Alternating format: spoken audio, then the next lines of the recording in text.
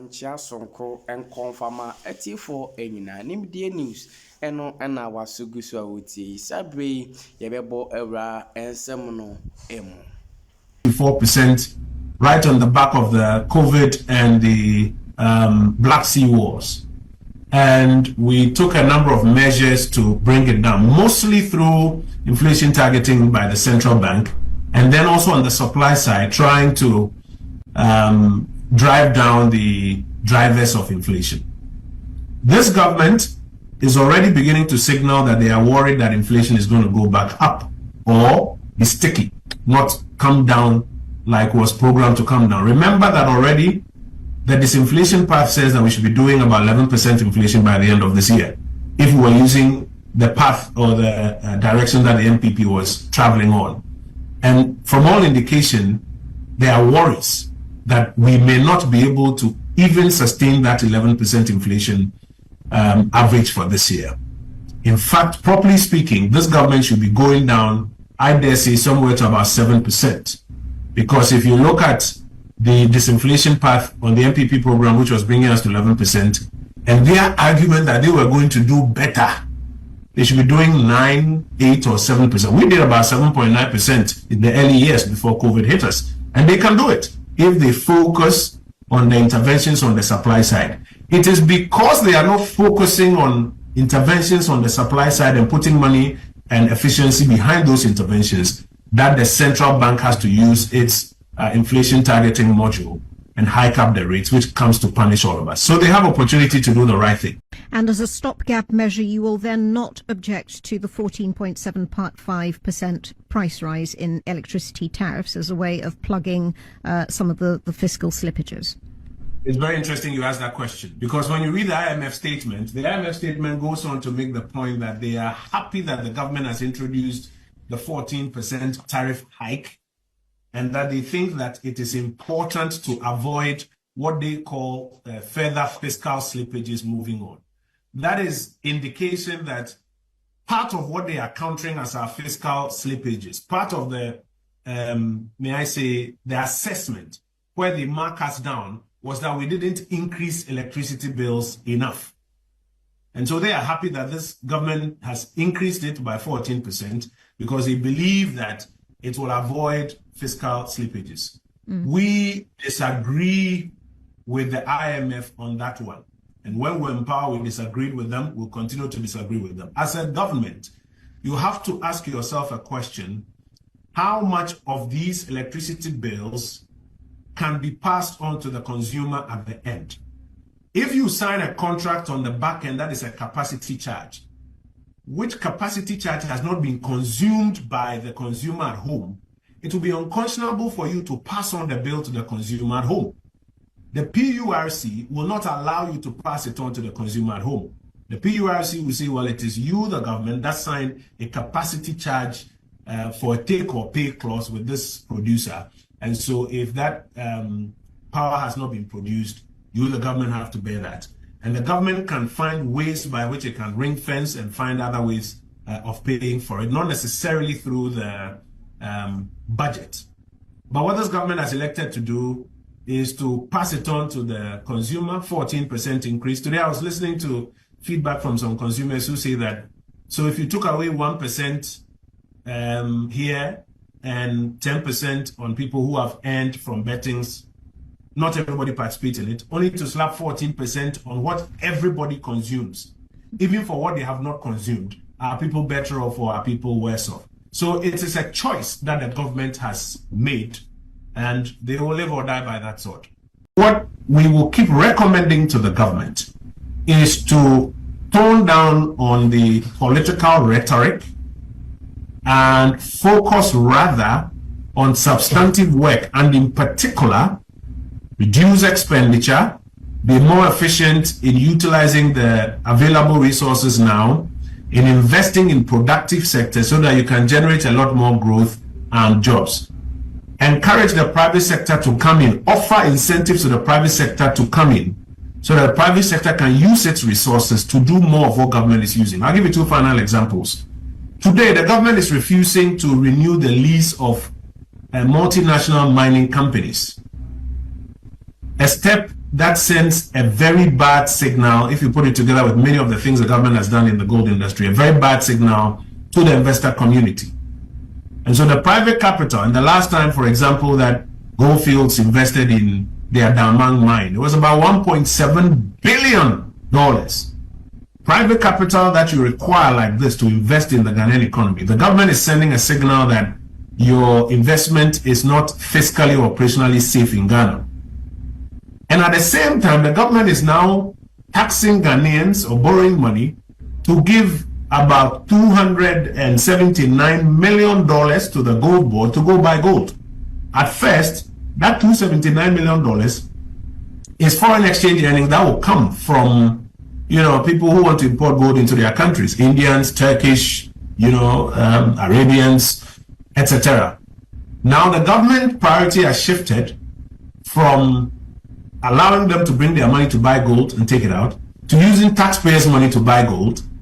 And instead, where they were bringing their money to invest in mines, the government is introducing measures that discourage them from bringing their money into mining. So what we're saying to the government is that stop the propaganda, focus on the job, admit the economic progress, and rather introduce policies that will build on it and enhance. We inherited a debt of about $2.4 billion on the energy sector side. We introduced a number of measures that ensured, so this was a debt of $2.4 billion at a time when power was not stable. We introduced a number of measures that cost us about $6 billion to keep the lights on in 8 years. And at the time that we were leaving power, we had a debt of about $2.4 billion.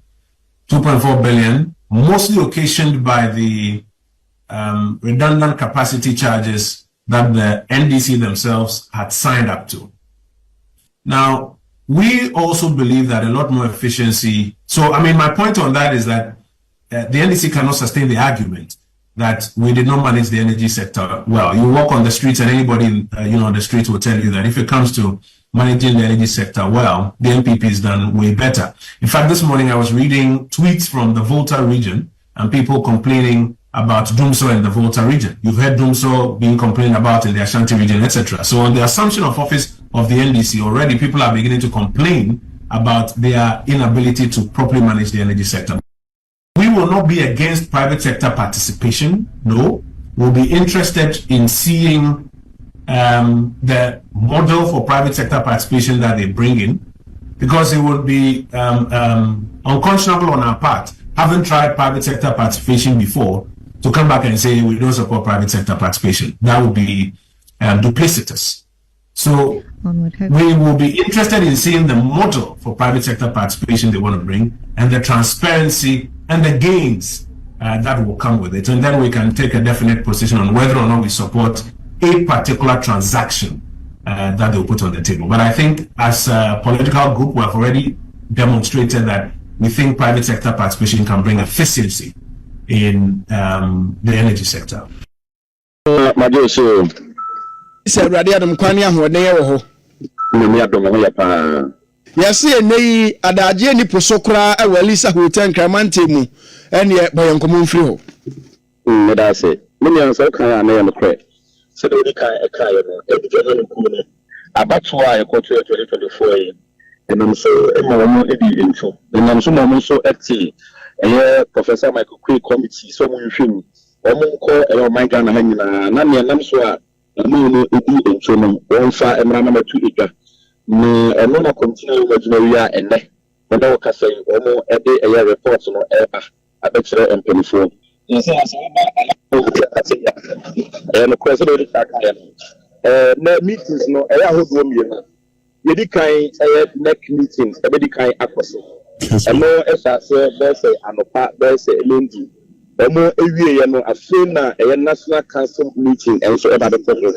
They know me, now a normal other presents a report, I'm a national council meeting, now and also every other person. The no Casay, a FINA, and no other person. Now, Ghana man permit that another down to the Baby Pimuha. I did actually enter the Pimuha. You are born in Chidom. Nato also our hasi sometimes to go to and 24 the one minority leader and between 24 the one no kabia a woman also about the king wa more effort, the no more edit a national council meeting as so. Now, some be an as one near party near from the pastor, the Namso and more children. This whole Busamia, look like I say a year and California and every meeting now neck, or more Baba and meeting a national executive meeting. I am next and I don't know what you can. I'm no castle, no, you look at that way. Now, a national council meeting also access so access and also yeah and from the boys and so for a man and your court you see now so getting any no shop at you somebody and I'm not afraid yet but like I said the one about the people over can them penny on the extreme maybe you born extreme in about the people but before the door normal can be about the people ever Brana Mary says Siano said a man penny a kufa, a man penny that kufa on the Baumia. Any or more boom dinner pomonino, yen share a chitafo no so aside. Say a domino party ni man be abaho, and as a sign the name is here. I'm no castle prepare the party for not the drama. Many Padua, no more higher, who say it didn't more. No, and consider a firm guru boy, Saddam the firm. One mono at the corner car, empty Samrani. Now we remember about it. Party for no Acasadia. So be a party supporters are people who are party at Tadiani. I don't know there. But one I mean who to do a hassy. Minimum Guru boys. And I said Mantianoa, a Bribiano, some telephone card almost now over the don't about the people Hassia, or more answer ever. Kwame, you may why you're reporting near Radia or Dumois, and your Kesman 92.9 Kamantimu. Ya page one why yes move for we say ya chonso ha be hu yes ene wa ye kefo o ma people ni bia likiu bibi ne yes ya liki okọ ho no say the sinya ne ntie say report ni bia liki ho ga ba ye ho nsem bebrebe enei wo do asoto to fam no wo tete it dia ni betimi afiri mu aba ankasa winya no kre but okay kana bia people abonte report no bia liki no ba ha no pay dia betting akasa you know you can't say something telephone is no I am telephone or ekabia need to akasa no equities we na minimum breaking news media man they say Dr. Tupuku Pempe on the ball Dr. Mawad Baumia Chidom woni ya di atwetwe komo na nkomo no kan say anayibusa ne say everything information say 2028 and here on so e so ba ku franka no ebi abako play edi o se ade dia no ko bi anim onye na den kwa se obebi bisa ntamanfo a nam ya ne ade nyina no obi montumi na ono de ebrebia no a party be to afre no se ebia patabomia ana ebia mpo yes ato abama no ananse moto abama no muyi no so muyi no so ebo ti dem obeko na emu onye na de so no so e kwa kutina say ankanko ananso no so apre say franka no bitu aka ama eye entity ama nyuko no enti anu so eye nkomo a ye ba ye ne bia brepam di take ba na moabo na manfat dimo report mu sendem no kasa de let na kasa de sa entumi na aka bia de wa apie alisa hotel dada no nam ko mu ano a wati bi no eno ano da so nam ko minimum alisa ha de nya say bia report we say SC that's it say akoso mede wiye kura no Kwame unsa na nsan mu ene omo kasa de man pipia mnyuko no no omo kasa de bo ye wura Baumia chi dom no ene bebrebe no asa atene wo ho a omo kasa se ene woye one candidate de ma NPP last elections ni mu enti omugidi ye se ene akompra ko Japan ene opai ne fans no wosoro pa fi na Ghana for me ka yenim ko yenua aboa papo wakasa nsembi na ukoye Kennedy akompra ko Japan ene enipa hodo awo ye some person twetwe omuti omo so aba ho no kasa de so abia omo emara izan say next meeting no before was a baby national chairperson past president vice president past and then almost a candidate baby past chief of staff baby national vice chairman second vice chairman third and general secretary deputy general secretary baby national treasurer Betty and a minority leader, national organizer, deputy and national organizer, so baby, national chairman, council of elders, or also everybody, national women organizer, baby. And the benefit of the woman and part and when you man or meet Yaba. And the honorable Canada complex for the local side. You know, anyone ever has say, no moon, and I say, I brought Papa, the teacher for the young with Yawa. But you say about it. It's answer a big terminal. I'm going to keep to also a couple of years. They are now a bed. The local side, and 1 mile, and no 2 o'clock, council, national council meeting. No 2 o'clock until you are a failure or the bicycle not bank for the plan or buy it and say. There's no me in the Jumadian because on a man penny Kiaba on the Yes, Munina, no Nipa do Yana Camry and Mukason Bay. I in some Baba, some my so my dear. There's some betty Africans when hey, I said. Any my kukuche said Cophobic cano do 2 franc adema or mona wa na bedi a chase wa mwenti say intisana ombeti free or yes sir. And no reports from the national council meeting the post no more present amomo. Nothing omo after meet them say dear ye poor senior say no. And no maybe say the Kwan Bukana Japan so no them say be so bonus to work. Say about me from also lose no also can be done and say be okay no and then so ama say amount for be and I be 43 year or more at the 8 year and the ko na the bar amount for did so make us a guru boys there no almost to ka bisa e wa aso ya report no say bisa e won enti me gidi say or so ba be piemu e wa ase na say report no was no e come be faso no ni nyina mu no o boy say nyam say obi report no was some biano or say oba na afi de no e kasa da pan a bit na faso 2028 obi ma come bo chimi agi eye akunya no Ame kami jam wa kuna we so ba be bom ye hwa de we say se de omusi ka no se de agyaye ho e tete bia na yesu